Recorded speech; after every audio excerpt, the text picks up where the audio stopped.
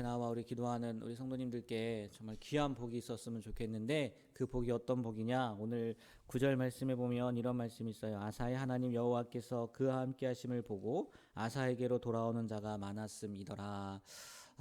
여러분의 삶을 보면서 하나님이 이분과 함께 하시네, 이분은 하나님의 사람이네 라는 인정을 받을 뿐만 아니라 여러분들을 통해서 하나님께로 돌아오는 자들이 많아지게 되는 그런 귀한 복, 그런 축복을 누리게 되는 우리 모두가 되길 소망합니다. 정말 그런 것 같아요. 나 한 사람 때문에 나뿐만이 아니라 다른 사람도 구원을 받게 된다는 거, 하나님을 알게 된다는 거, 하나님을 믿게 된다는 거, 이것만큼 귀한 일이 어디에 있겠습니까? 정말 그런 복들이요 넘쳐났으면 좋겠어요. 오늘 함께 읽은 역대하 15장 말씀, 어제 그 아사왕 또 이어진 거죠. 어제 그 전세기 말씀에 그 말씀을 드리지 않았습니까? 아사왕이 선제적 개혁, 왕이 되자마자 평안을 주시면 제가 이게 할까요가 아니라 오히려 왕이 되자마자 우상들을 제거하는 그런 개혁을 통해서 평안이 왔고, 또 평안할 때 준비하고 방비하고, 또 구스 대군이 왔을 때 기도로 무찔른 그런 역사적인 사건을 통해서 우리가 어떻게 평안을 누릴 수 있는지 그 말씀을 드리지 않았습니까? 물론 이 남유다 왕들 가운데 유명한 왕들이 많죠. 히스기야 왕도 있고 요시야 왕도 있고 이 아사 왕도 그 중에 한 명인 것 같아요. 오늘 말씀에도 그렇지 않습니까? 아사가 통치하는 동안 평안했다는 거예요. 그리고 또 그 일평생 하나님 보시기에 올바로 살려고 그렇게 살았다라고 이렇게 기록이 되어 있잖아요. 근데 오늘 이 말씀은 어제 그 사건 뒤에 하나님의 영이 임한 선지자죠. 오뎃의 아들 아사랴가 아사왕뿐만이 아니라 유다 백성들에게 전하는 하나님의 메시지, 그리고 그 메시지를 받은 아사왕이 어떻게 반응을 했는지에 대한 기록이 오늘 역대하 15장의 말씀이에요. 오늘 말씀을 보면요, 아사가 전쟁에서 승리하고 돌아오는 길에 그 선지자 오뎃의 아들 아사랴가 이 아사왕을 맞이하면서 이렇게 이야기를 해요. 2절에 너희가 여호와와 함께하면 여호와께서 너희와 함께 하실지라 라고, 어떻게 보면 이게 이 오늘 말씀의 핵심 메시지다라고 이렇게 할 수도 있다고 하더라고요. 너희가 여호와와 함께하면 하나님도 너희와 함께 할 거다. 그리고 그 아사랴 선지자는요, 그것만 얘기하는 게 아니라 과거에 이스라엘 역사가 어떻게 했는지, 하나님을 섬기고 믿고 따랐을 때는 평안이 왔지만 그렇지 않았을 때는 고통이 임했다. 그 얘기는 무슨 얘기겠습니까? 따르라는 얘기겠죠. 그러면서 그 아사랴 선지자의 그 말을 듣고 2차 개혁이라고 합니다. 2차 개혁을 단행을 해요. 유다와 베냐민 온 땅과 이 전쟁에서 승리를 했잖아요. 그래서 많은 전리품을 얻었을 뿐만이 아니라 많은 나라 그 성읍들도 차지했단 말이에요. 그래서 남유다와 베냐민 지파뿐만이 아니라 그 차지한 성읍들에 있는 우상까지도, 그 전에는 자기가 다스리는 지역이었다면 이제 전쟁을 해서 얻은 땅도 자기의 땅일 수 있겠지만 그 땅에까지도 우상을 제거하는 일을 펼치고, 더 나아가서는 마지막에도 말씀드리겠지만 자기 엄마예요. 엄마가 우상 숭배를 하니까, 아사랴 목상을 만드니까 그럼 어떡합니까? 왕후의 왕후가 아니고 태후의 자리라고 하나요? 그 어머니의 자리를 패하고 우상을 찍어버리는 그런 일까지도 감당을 했다는 거죠. 그러니까 칭찬받을 만 하겠죠.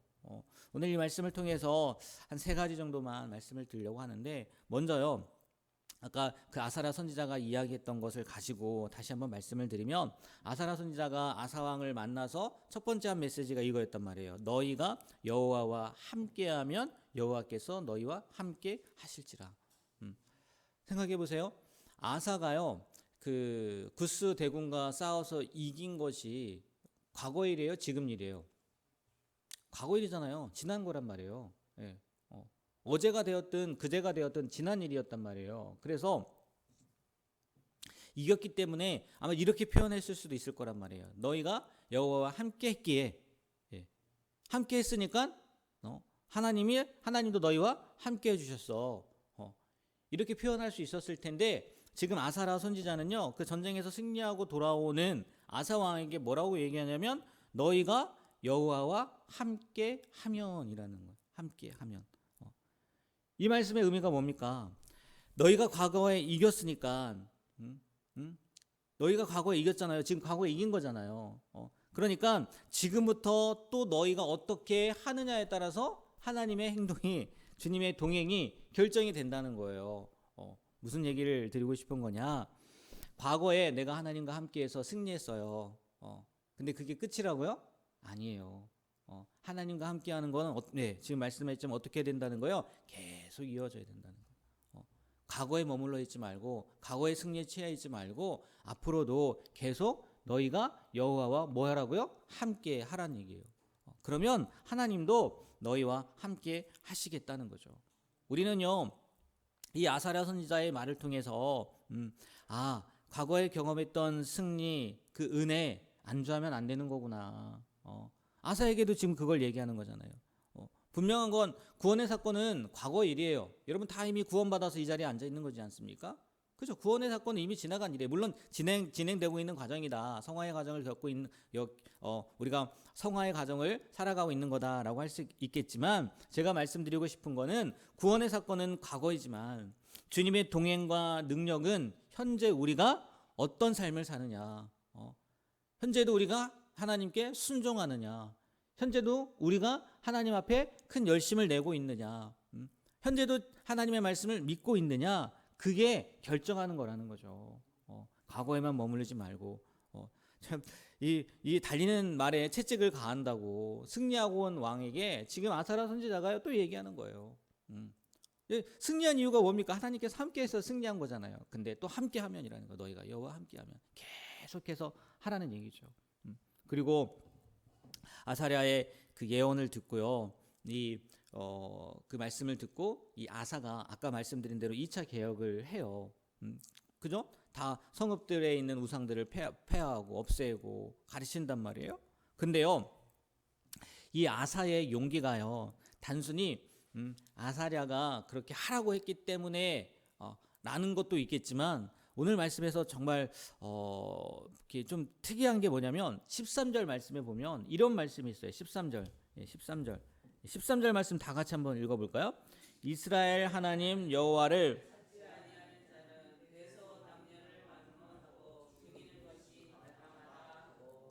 아멘. 네. 약속을 했어요. 아사랴가 이야기한 것처럼 내가 하나님의 말씀을 듣겠습니다. 하나님 말씀대로 살겠습니다. 했는데 그 뒤에 말씀을 보니까 여호와를 찾지 아니하는 자는 대소남녀를 물어나고 뭐 한다고요? 죽인다는 거예요. 그 하나님의 약속, 하나님의 말씀 가운데에는 물론 평안의 말씀도 있고 축복의 말씀도 있지만 어떤 말씀도 있는 거예요? 심판의 말씀도 있는 거예요. 그래서 이 아사가 물론 하나님을 사랑하는 마음에, 또 하나님의 말씀에 순종하고 싶은 마음에 아사랴가 이야기한 것을 순종했다, 그 말씀대로 따랐다라고 이야기할 수도 있겠지만, 또 한편으론 그의 마음 가운데, 또 이스라엘 백성들의 마음 가운데 하나님에 대한 뭐가 있었을까요? 경외함이라고 할 수 있겠죠. 두려움이라고 할 수 있었겠죠. 그런 모습들이 있었기 때문에 이런 개혁을 단행하는 데 있어서 행할 수 있었다는 거죠. 그냥 편하게만 생각하면 안 된다는 거예요. 하나님의 말씀을 그냥 그래 좋은 말씀만 있지라고 생각하면 안 된다는 거예요. 더 쉽게요, 우리가요 우리의 신앙을 너무 안일하게만 생각하며 살면 안 된다는 거예요.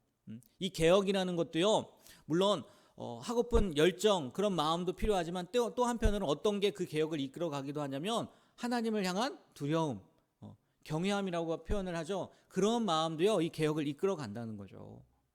우리의 삶 가운데에서, 우리의 신앙생활 가운데에서 너무 안일한 부분들이 있다. 그러면요, 이 경고의 말씀을 새겨 들어야 될 수도 있어요.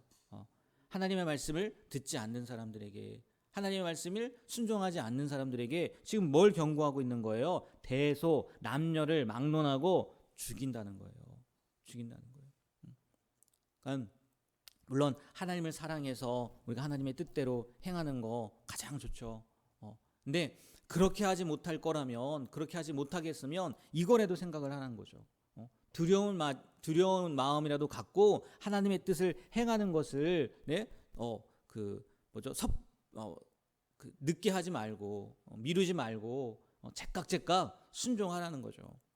우리의 신앙생활을 한번 돌아보셨으면 좋겠어요. 편하게만 생각하고 있지는 않은지, 안일하게만 생각하고 있지 않은지, 때로는 이렇게 엄중한 말씀을 우리에게 하시는데 그것들을 생각하며 오늘 하루도 우리의 삶을 점검해보고 다시 아까 말씀드렸던 것처럼 현재 진행형으로 계속해서 하나님과 함께하는 우리가 되길 주님의 이름으로 축복합니다. 그리고 마지막 하나만 더 말씀드리면 어제 선제적 개혁을 얘기했지만 또 이 개혁은요 가장 가까운 곳에서 방해가 있을 수도 있고 또 가장 가까운 곳에서부터 시작해야 될 수도 있다는 거예요. 무슨 얘기입니까? 어머니, 예. 아사의 엄마. 16절 보세요. 아사 왕의 어머니 마하가가 아사의 가증한 목상을 만들었으므로 아사가 그의 태후의 자리를 패했다는 거예요. 그리고 또 그 우상을 찢어서 기드론 신학교에 불살랐다 얘기를 하죠. 가장 존경받고 권세 있는 어머니, 그 어머니의 우상 숭배까지도 용납하지 않았다는 거는요 개혁이 얼마나 철저해야 했고 얼마나 확실해야 되는지를 보여주는 말씀이라는 거죠. 우리가 신앙생활에서 타협하고 있는 가장 은밀하고 가까운 우상, 습관적인 제약이나 탐욕이나 혹시 자존심이 있지는 않은지 가장 가까이에 있는 것, 하나님을 기쁘시게 하는 진정한 개혁은요 가장 어려운 곳, 그곳이 어디라고요? 나에게 있어서 가장 가까운 곳, 관계가 될 수도 있고 또 내 삶 가운데 은밀한 부분이 될 수도 있다는 거죠. 그런 것부터 시작을 하지 않으면 그 개혁이라는 것이, 변화된 삶이라는 것이 쉽지 않다는 거예요. 이런 일이 없으면 좋겠어요. 우리의 삶 가운데 아사왕과 같은 어머니가 가장 가까운 관계가 얼마나 어려웠겠습니까? 그럼에도 불구하고 개혁할 수밖에 없었던, 해야만 했죠. 그 아사의 마음을 아시고 우리도 가장 가까운 곳에서부터 돌아보고 또 그 가운데 정말 하나님이 기뻐하지 않는 모습들이 있다면 끊어낼 수 있는 그런 귀한 삶을 살아가시게 되길 주님의 이름으로 축복합니다. 그래서 온전한 구원 그리고 온전한 신앙생활을 할 수 있는 우리가 되길 소망합니다. 우리가 받은 구원은요 한 번이에요. 그죠? 한 번 구원 받으면 끝나는 거예요. 하지만 주님의 능력은요 우리가 하나님과 함께하면 계속해서 이야기하고 있고 또 아사 왕처럼 우리 마음은 가장 가까이에 있는 그 숨겨진 우상이 있다면 그것을 찢어버릴 때 시작이 된다는 거죠. 개혁이.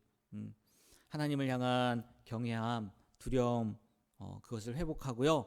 마음을 다하고 목숨을 다하여 주님을 찾는 우리가 되길 다시 한번 주님의 이름으로 부탁드립니다. 기도하겠습니다.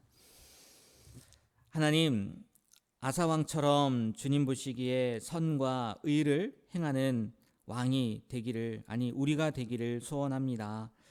우리 삶의 깊숙한 곳에 남아있는 모든 우상과 산당을 개혁할 용기를 주셔서 참된 평안을 누리게 해 주시옵소서. 또한 평안한 시간에 나타나지 않고 더욱 말씀을 붙잡고 기도하며 영적으로 무장하는 우리가 되게 하여 주시옵소서. 정말 주님의 말씀 가운데 항상 거하는 우리가 되길 소망하며 예수님의 이름으로 기도합니다. 아멘.